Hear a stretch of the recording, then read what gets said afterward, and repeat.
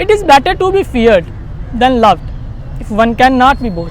दोस्तों 1513 सदी ईस्वी इटली का एक पॉलिटिकल फिलोसफर अपने प्रिंस को ख़त लिखता है।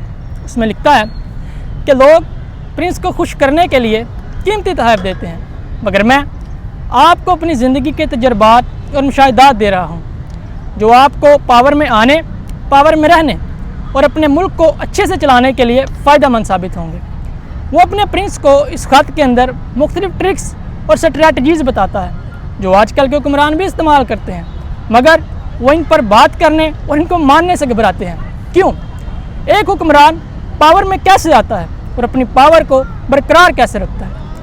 दो ताकतवर रियासतों के दरमियान एक कमज़ोर रियासत को कैसे सर्वाइव करना चाहिए? एक कमज़ोर रियासत को ताकतवर और एक ताकतवर रियासत को कमज़ोर कैसे बनाया जा सकता है? आज इन्हीं सारे सवालात के जवाब जानने की कोशिश करेंगे। अस्सलाम वालेकुम friends, I am Mohammad Ramzan Nami from GCU book club and today's book of review is the Prince by Niccolo Machiavelli. दोस्तों, किसी भी किताब को पढ़ने से पहले उसके मुसन्निफ़ की ज़िंदगी और उस दौर की सिचुएशन को समझना बहुत ही लाजमी होता है, क्योंकि इन दोनों को जाने बगैर ना तो आप बुक को अच्छे से समझ सकते हैं और ना ही उसके मकसद को, क्योंकि बहुत कम लोग जानते हैं कि मैकियावेली ने यह किताब क्यों लिखी। तो चलिए पहले इन्हीं दोनों पे बात कर लेते हैं। दोस्तों, मैकियावेली 1469 ईस्वी में इटली के एक शहर फ्लोरेंस में पैदा हुआ। उस वक्त इटली के अंदर छोटी छोटी सिटी स्टेट्स बन चुकी थी, लेकिन फ्लोरेंस के अंदर एक पॉलिटिकल क्योस, एक सियासी बदमनी थी। कभी बादशाहत तो कभी अवाम उसका तख्ता उलट कर अवामी हुकूमत कायम कर लेते। मैकियावेली जब पैदा हुआ तो तब वहाँ एक मेडिची ख़ानदान की हुकूमत थी, लेकिन कुछ ही अरसे बाद अवाम ने वो हुकूमत गिरा कर वहाँ अवामी हुकूमत कायम कर ली। उस अवामी हुकूमत के अंदर भी मैकियावेली को बहुत फेम मिला। अवामी हुकूमत ने उसको अपना सफ़ीर मुकर्रर कर रखा था, जो मुख्तलिफ़ रियासतों के अंदर डिप्लोमेटिक विज़िट्स के ऊपर जाया करता था। उस दौर की जो बड़ी रियासतें थी उनमें Ottoman empire, holy Roman empire वगैरह उसमें शामिल थी। तो जो जिनके दरमियान आपस की जंगें और अवामी सतह पर बगावतें भी होती रहती थी। तो ये सारा एक सियासी मंजरनामा जो था वो भी उसके नज़र के अंदर था। तो हुआ कुछ यूँ कि 1512 ईस्वी के अंदर मेडिची ख़ानदान ने अवामी हुकूमत को दोबारा ख़त्म करके अपनी हुकूमत कायम कर ली और अवामी हुकूमत के जितने भी पॉलिटिकल एक्टिव वर्कर्स थे उनको गिरफ़्तार करना शुरू कर दिया। तो मैकियावेली भी गिरफ़्तार हुआ, लेकिन कुछ ही अरसे बाद मैकियावेली को रिहा कर दिया गया। रिहाई के बाद वो कभी भी अपनी मौत तक कभी भी पॉलिटिकल एक्टिव वर्कर नहीं बन सका, बल्कि अपनी तवज्जो हिस्टोरिकल, फिक्शनल और पॉलिटिकल राइटिंग्स के ऊपर मजबूत कर ली। 1227 के अंदर उसकी वफ़ात हुई, लेकिन ये किताब उसकी वफ़ात के कुछ अरसा बाद, 5 साल बाद 1232 ईस्वी के अंदर छापी गई और इसको शाया किया गया। किताब के अंदर टोटल 26 चैप्टर्स हैं, जिसके अंदर वो अपने प्रिंस को मुख्तलिफ ट्रिक्स बताता है, स्ट्रैटजीज़ बताता है कि आप पावर में कैसे आ सकते हैं, पावर को सस्टेन कैसे रख सकते हैं और अपने मुल्क को अच्छे तरीके से कैसे चला सकते हैं। तो बात यहाँ से शुरू करता है कि दुनिया के अंदर 2 किस्म के हुक्मरान होते हैं। एक वो जिनको हुकूमत विरासत में मिलती है और एक वो जो अपने ताकत के ज़ोर पर या किस्मत अच्छी होने की वजह से हुक्मरान बन जाते हैं। वो कहता है कि जिनको हुकूमत विरासत में मिलती है उनको अपनी पावर मेंटेन रखने में ज़्यादा मुश्किलात नहीं आती, क्योंकि जो लोग होते हैं वो पहले ही उनके आबाओ-अजदाद की हुकूमत के नीचे रहना सूझ चुके होते हैं, उनको उसकी आदत हो चुकी होती है। तो उसको अपनी पावर सस्टेन रखने के लिए, मेंटेन रखने के लिए ज़्यादा मुश्किलात का सामना नहीं करना पड़ता। लेकिन मुश्किलात उनके लिए पैदा होती हैं जो ताकत के ज़ोर पर आते हैं या किस्मत अच्छी होने की वजह से या किस्मत के किसी फेर की वजह से हुक्मरान बन जाते हैं। इनमें से भी जो ताकत के ज़ोर पर हुक्मरान बनते हैं उनको भी ज़्यादा मुश्किलात का सामना नहीं करना पड़ता, लेकिन मुश्किलात उनके लिए पैदा होती हैं जो किस्मत अच्छी होने की वजह से हुक्मरान बन जाते हैं। वो कहता है उनके लिए जो 2 सबसे बड़ी मुश्किलात होती हैं वो ये है। पहली तो ये है कि जो लोग उसको हुकूमत के अंदर लेकर आए हैं वही उसके ऊपर नाराज़ होना शुरू हो जाते हैं, और दूसरी जो सबसे बड़ी जो इससे भी बड़ी जो प्रॉब्लम है वो ये है कि जिस शाही ख़ानदान की हुकूमत आपने ख़त्म की है, उसी का कोई वारिस आपकी हुकूमत ख़त्म करने के लिए पावर में आ सकता है। तो इन दोनों का वो अलग अलग से हल बताता है। पहला वो ये कहता है कि जिस हुक्मरान की आप हुकूमत कर रहे हैं, जिस शाही ख़ानदान की हुकूमत आपने ख़त्म की है, सबसे पहले उसके तमाम अफराद को, तमाम वारिसीन को ख़त्म करें। उसके बाद आपके जितने भी पोटेंशियल थ्रेट्स हैं, आपको जितने भी मुखालिफिन हैं, एक एक करके उनको ख़त्म करें। लेकिन ये काम आपने हुकूमत संभालते ही फ़ौरन करना है, जितना जल्दी हो सके आपसे ये काम करना है, क्योंकि जितना आप इसको लेट करेंगे, जितना ताख़ीर करेंगे, उतना ही आपके लिए मुश्किलात बढ़ती जाएंगी। लेकिन जब आपने ये अपने सारे पोटेंशियल थ्रेट्स को ख़त्म कर लेना है, उसके बाद आपने कोई कत्लो गारत नहीं करनी, कोई भी जुल्म नहीं करना है, क्योंकि इससे जो आपकी नेचर है वो ज़ालिमाना होती जाएगी। अवाम के अंदर यह तासुर फैलता जाएगा कि ये हमारा जो हुक्मरान है ये कातिल है, ज़ालिम है। उसके बाद जो दूसरी प्रॉब्लम थी, उसका वो सलूशन ये बताते हैं कि जो लोग आपको हुकूमत के अंदर लेकर आ रहे हैं, डेफिनेटली उनके कोई अपने पर्सनल इंटरेस्ट्स हैं, उनके कुछ अपने फ़वाइद हैं, जिनको अगर आप वो फ़ायदे देने में, उनके जो सेल्फ़ इंटरेस्ट्स हैं उनको पूरा करने के लिए अगर आप कुछ देर करेंगे, जो कि हो भी सकती है, तो वो आपसे नाराज़ होना शुरू हो जाएंगे। और जो अवाम है वो भी एक नए हाकिम को पसंद नहीं करते हैं, क्योंकि उनकी जो आदत है वो पिछले शाही ख़ानदान से मिल चुकी थी। तो आपने क्या करना है, आपने वक्तन फ़वक्तन ज़रूरत के मुताबिक उन लोगों की ज़रूरियात को, उनके फ़वाइद को पूरा करते रहना है, ताकि वो जो आपको हुकूमत के अंदर लेकर आए हैं वो आपसे नाराज़ ना हो। इसके बाद जो मैकियावेली है वो एक लीडर की नेचर के ऊपर बहुत ही ज़ोर देता है। वो कहता है कि एक जो लीडर है उसको अपने इर्द गिर्द के लोगों से हमेशा चौकन्ना रहना चाहिए, अपनी सिक्योरिटी से इर्द गिर्द के लोग जितने भी हैं उनसे हमेशा चौकन्ना रहे, अपने इर्द गिर्द उन्हीं लोगों को रखे जो उसके अपने हैं, जिन पर उसको एतबार है। साजिशी लोगों पर हमेशा कड़ी नज़र रखनी है आपने। आपको बहुत ज़्यादा काइंड नहीं होना है, बहुत ज़्यादा क्रूअल नहीं होना है, बल्कि इन दोनों के दरमियान रहना है। बहुत ज़्यादा काइंडनेस जो है वो आपके लिए ख़तरा है। वो कैसे ख़तरा है, वो इसकी दो वजूहात बताता है। बहुत ज़्यादा काइंडनेस जो है उसकी दो बड़ी जो है ख़तरात हैं, वो ये बताता है। पहला तो ये है कि जब आप बहुत ज़्यादा काइंड होंगे, शुरू से आप बहुत ज़्यादा काइंड रहे हैं और अचानक से आप जुल्म करना शुरू कर दें, लोगों को सख्त सज़ाएँ देना शुरू कर दें, तो लोगों के अंदर आपका इमेज ख़राब होगा, लोगों के अंदर आपका जो फेम है उसके ऊपर गलत इम्पैक्ट पड़ेगा। लोग आपको जालिम समझना शुरू कर देंगे, ये लोग समझेंगे कि ये हुक्मरान जालिम है, हमारे ऊपर जुल्म करना शुरू हो गया। पहला तो ये है, क्योंकि इससे आपकी ग्लोरी ख़राब हो रही है, और जो ग्लोरी है वो जब ख़राब होगी तो आपके लिए वो एक बहुत बड़ा ही थ्रेट है कि आपकी जो पावर सस्टेनेबिलिटी है वो ख़राब हो रही है। दूसरा जो इससे बड़ा थ्रेट है, जो इससे बड़ा ख़तरा है, वो ये बताता है कि जो बहुत ज़्यादा रहमदिल हुक्मरान होता है उसकी रियाया के अंदर जो है वो बदअमनी पैदा हो जाती है। बदअमनी इस तरह से पैदा होती है जब लोगों को पता है कि हम कुछ भी कर लेते हैं तो हमें कोई भी पूछने वाला नहीं है, हमें पनिशमेंट नहीं हो रही, हमें सज़ा नहीं दी जाएगी, तो अवाम जो है वो बिल्कुल रिलैक्स हो जाती है। इससे क्या बढ़ेगा, आपका क्राइम बढ़ेगा, चोरियाँ, डकैतियाँ और कत्लो गारत, यहाँ तक कि खाना जंगी भी हो सकती है, और ये आपकी ग्लोरी के लिए बहुत ही बड़ा एक ख़तरा है। दूसरा वो ये बताता है कि आपको बहुत ही ज़्यादा क्रूअल नहीं होना है। बहुत ज़्यादा जब आप क्रूअल हो रहे हैं, लोगों के ऊपर जुल्म कर रहे हैं, तो ये भी आपकी ग्लोरी के लिए एक ख़तरा है। और पहले ही बता चुके हैं कि जो ग्लोरी है वो पावर को सस्टेन करने के लिए बहुत ही इम्पोर्टेंट फैक्टर है। लेकिन वो ये कहता है कि जब आपको इसकी ज़रूरत हो कि आपने काइंडनेस और क्रूअल्टी इन दोनों के दरमियान किसी एक को चुनना है, यानी कि आपको फियर्ड होना चाहिए या लव्ड होना चाहिए।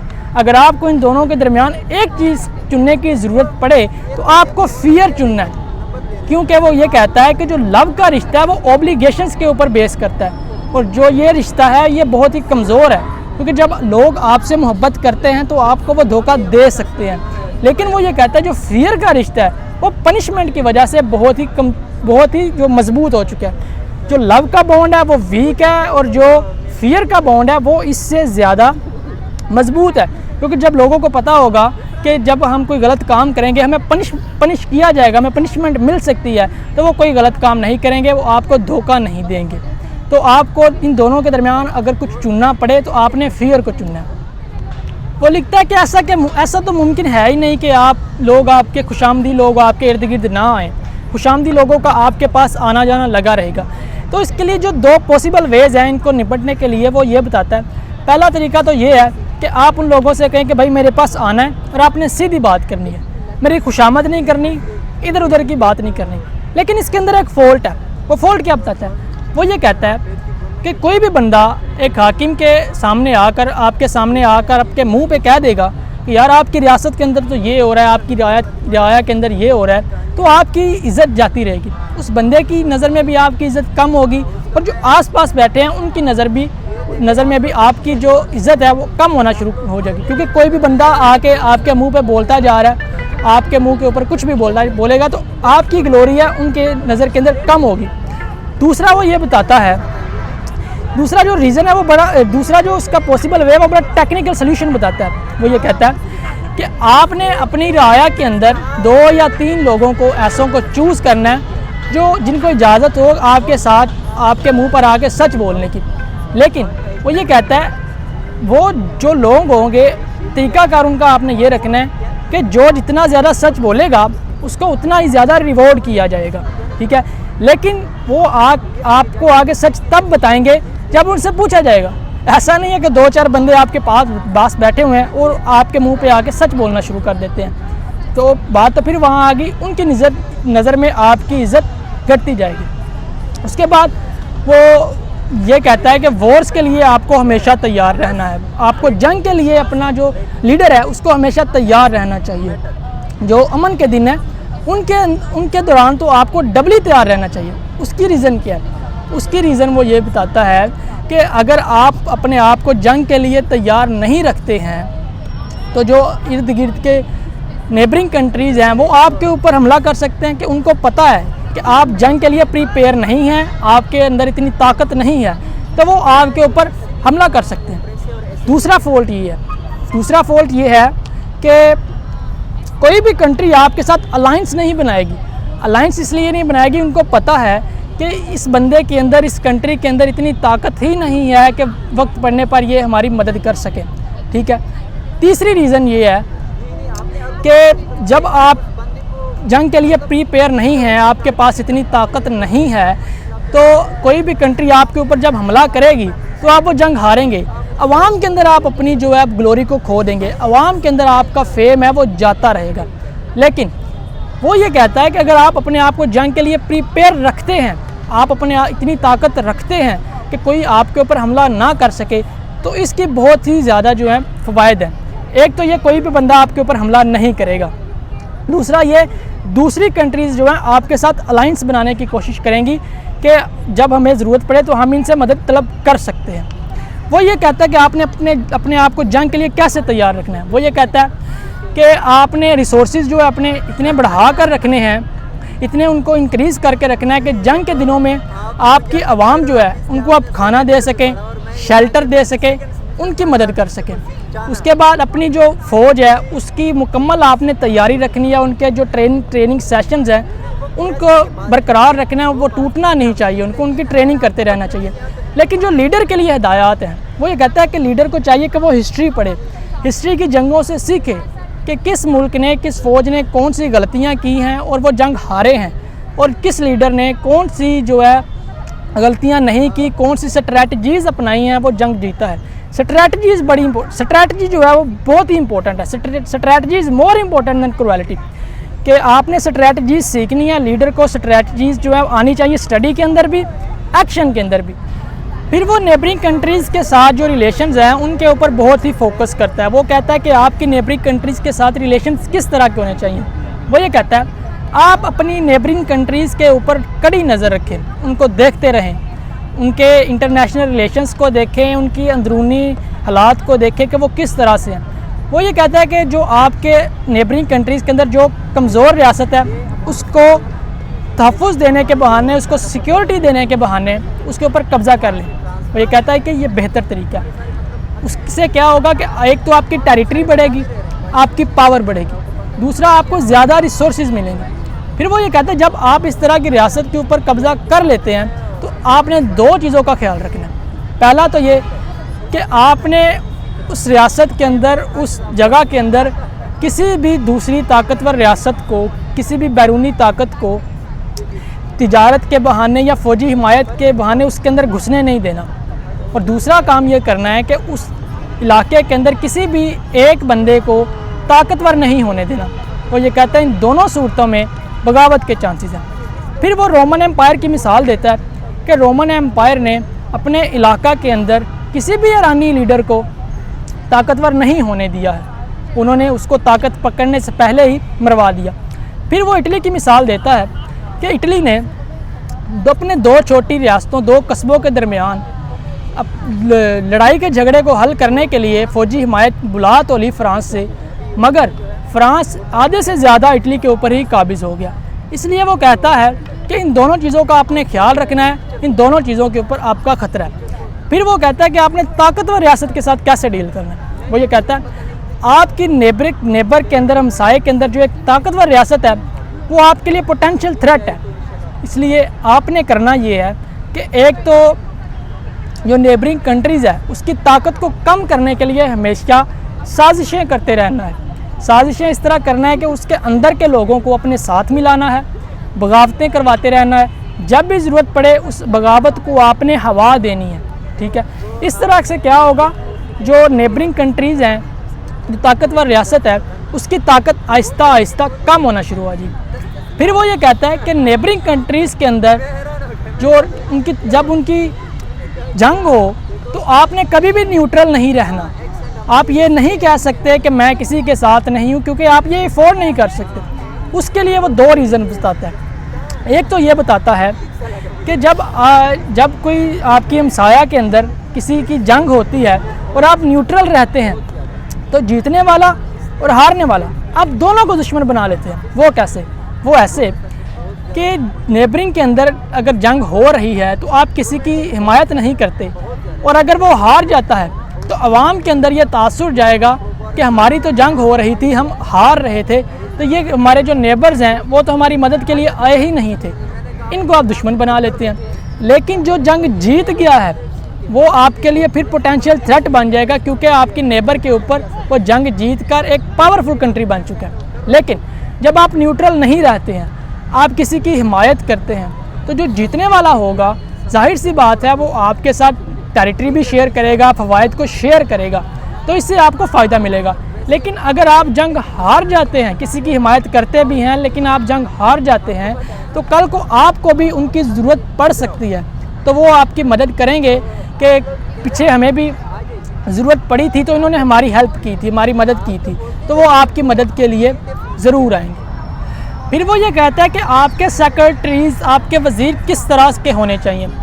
जाहिर सी बात है एक जो हुक्मरान है वो अपने इर्द गिर्द के लोगों से ही पहचाना जाता है। अगर उसके इर्द गिर्द के लोग, उसके सेक्रेटरीज़ जो हैं वो पढ़े लिखे होंगे, दानिशमंद होंगे, तो लोग जो है वो हुक्मरान को भी पढ़ा लिखा और दानिशमंद समझेंगे। और जाहिर है अगर सेक्रेटरीज़ बेवकूफ़ हैं तो वो अवाम तो फिर जो हुक्मरान है उसको भी बेवकूफ़ ही समझेंगे। वो ये कहता है एक टेस्ट है जो सेक्रेटरीज़ को चेक करने के लिए यूज़ किया जा सकता है। वो ये लिखता है कि अगर सेक्रेटरीज़ के सेल्फ़ इंटरेस्ट और प्रेफरेंसेस अपने हुक्मरान से ज़्यादा हैं तो वो लालची है, और जो लालची है वो कभी भी आपको धोखा दे सकता है। जब उसको पता होगा कि मेरे प्रेफरेंसेस, मेरे सेल्फ़ इंटरेस्ट दूसरे बंदे से मिल रहे हैं, मुझे वो ज़्यादा दे सकता है, तो वो आपको धोखा ज़रूर देगा। तो इस तरह के बंदे को अपने पास नहीं रखना चाहिए।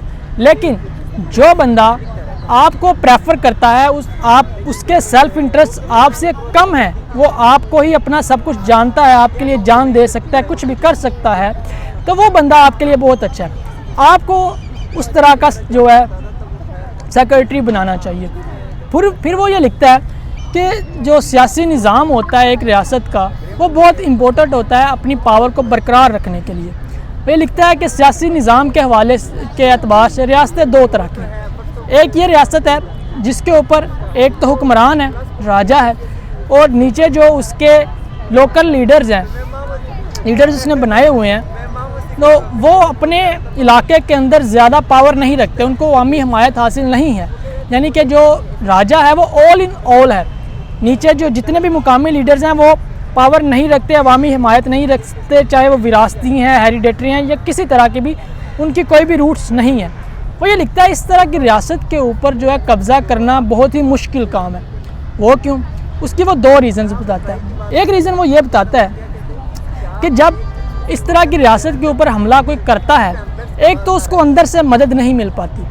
कोई भी बंदा अंदर से अपने हुक्मरान के साथ गद्दारी नहीं करेगा, क्योंकि जितने भी मुकामी लीडर्स हैं या कोई बंदा है वो इतनी पावर ही नहीं रखता कि अंदर से कोई बगावत छेड़ सके या कोई अवामी हिमायत साथ लेकर किसी बाहर के हमलावर को मदद दे सके। दूसरी रीज़न वो ये बताता है कि जो राजा है वो अवाम को जंग के लिए उकसा सकता है, अवाम को जंग के लिए कह सकता है कि हमें जंग की ज़रूरत है, हमारे साथ चलें, तो वो अपनी फ़ौज की तादाद को बढ़ा सकता है। तो इसलिए इस तरह की रियासत के ऊपर कब्ज़ा करना बहुत ही मुश्किल काम है।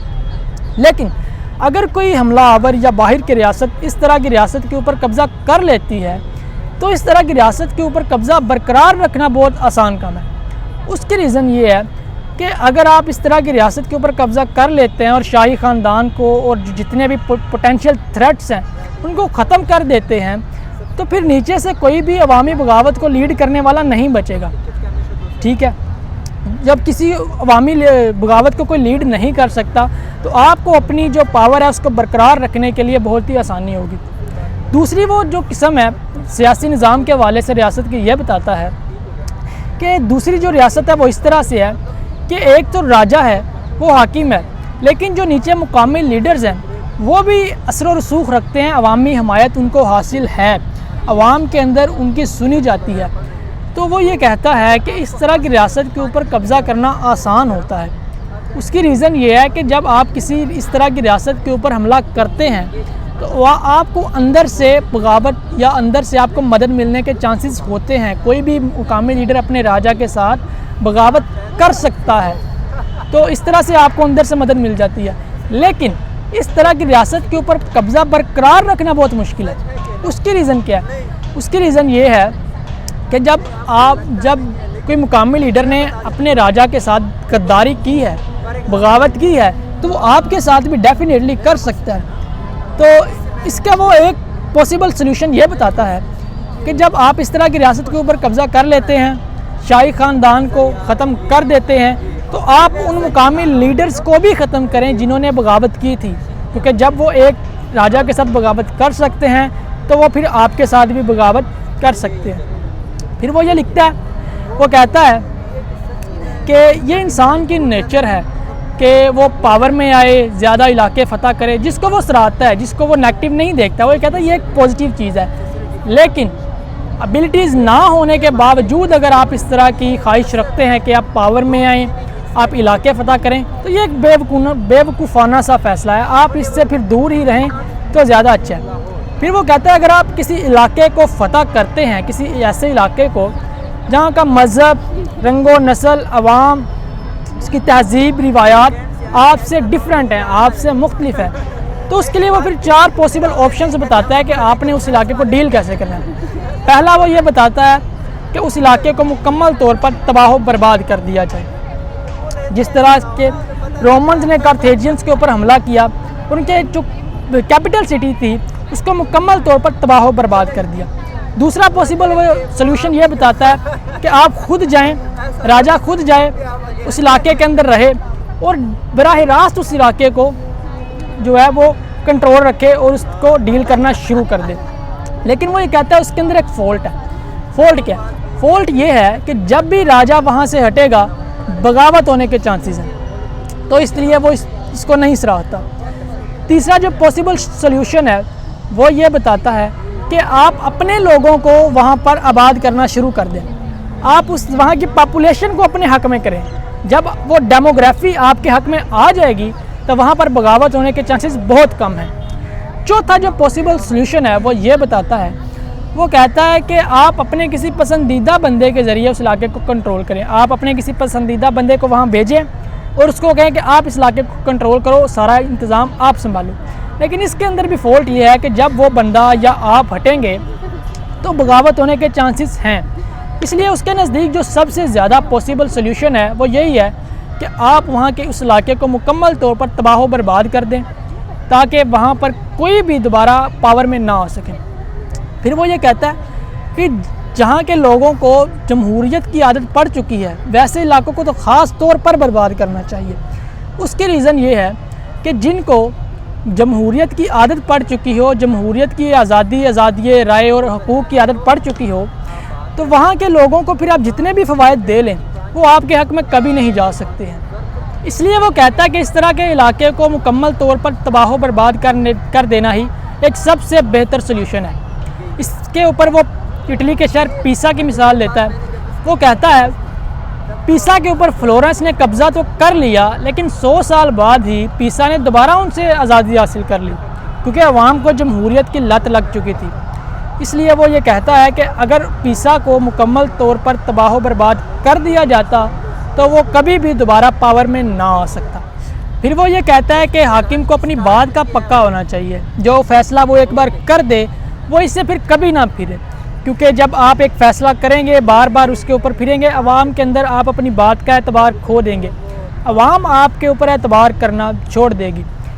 तो फिर वो ये कहता है कि एक हुक्मरान को अपने इर्द गिर्द के लोगों की अपनी राय के मालो दौलत के ऊपर और ख़ास तौर पर औरतों के ऊपर कभी नज़र नहीं रखनी चाहिए। इससे ये होगा कि आप अपने इर्द गिर्द टैलेंटेड लोगों को नहीं आपके इर्द गिर्द आ सकते और आप उनको खोना शुरू कर देंगे, क्योंकि जो इर्द गिर्द के लोग हैं वो ये सोचेंगे कि हुक्मरान तो हमारी माल दौलत के ऊपर, हमारी औरतों के ऊपर नज़र रखता है, तो इसलिए वो आपके इर्द गिर्द आना बिल्कुल भी पसंद नहीं करेंगे। वो ये कहता है कि हुक्मरान को रहमदिल तो होना चाहिए, लेकिन इतना नहीं कि लोग आपको बुज़दिल समझना शुरू कर दे। आपको अवाम को ये तासुर देना होगा कि वक्त पड़ने पर हाकिम कुछ भी कर सकता है, वो रहमदिल भी हो सकता है, वो जालिम भी हो सकता है। इसलिए वो कहते हैं strategy is more important than quality. आपने जो है स्ट्रैटेजी रखनी है, अपने जहाँ ज़रूरत पड़े आपने जालिम होना है, जहाँ ज़रूरत पड़े आपने काइंडनेस दिखानी है। फिर इसके ऊपर वो आखिर में एक चैप्टर के अंदर उस मकसद की तरफ इशारा करता है जिस मकसद के लिए उसने ये किताब लिखी। वो लिखता है कि इस वक्त इटली जो है वो बुरी तरह से तबाह बर्बाद हो चुका है। इसको एक ऐसे लीडर की ज़रूरत है जो इसको इस तरह की अनारकी से, इस तरह की पॉलिटिकल क्योस से निकाले। फिर वो ये कहता है कि जिस तरह के यहूदियों को हज़रत ईसा ने आकर निकाला था, फिर वो ये कहता है कि जिस तरह से ईरानियों को आके साइरस आज़म ने इस तरह से निकाला था, तो इसी तरह वो कहता है कि इटली को भी इस तरह के अब लीडर की ज़रूरत है जो इस तरह के सिचुएशन से आकर इटली को निकाले। बेसिकली वो ये सारी स्ट्रैटजीज़ और ट्रिक्स जो हैं वो उस लीडर को दे रहा है जो कभी आएगा और कभी आकर इस तरह की सिचुएशन से उनको निकालेगा। तो दोस्तों ये था आज का हमारा बुक रिव्यू द प्रिंस। उम्मीद है आपको पसंद आया होगा। इसके अंदर हमारा अपना कोई परसेप्शन नहीं है, जो कुछ भी हमने आपके साथ अभी डिस्कस किया है सब कुछ बुक के अंदर लिखा हुआ है। आप इससे अपोज भी कर सकते हैं, आप इससे मुत्तफिक भी हो सकते हैं, आपकी राय इससे मुख्तलिफ हो सकती है। और आखिर पर मैं जीसी बुक क्लब का शुक्रगुजार हूँ कि उन्होंने मुझे बुक रिव्यू देने का मौका मिला। और उम्मीद है आपको ये बुक रिव्यू पसंद आया होगा। मज़ीद इस तरह के बुक रिव्यूज़ इंशाल्लाह आपके साथ शेयर करते रहेंगे। दुआओं में याद रखिए, खुश रहिए, आबाद रहिए। अल्लाह हाफ़िज़।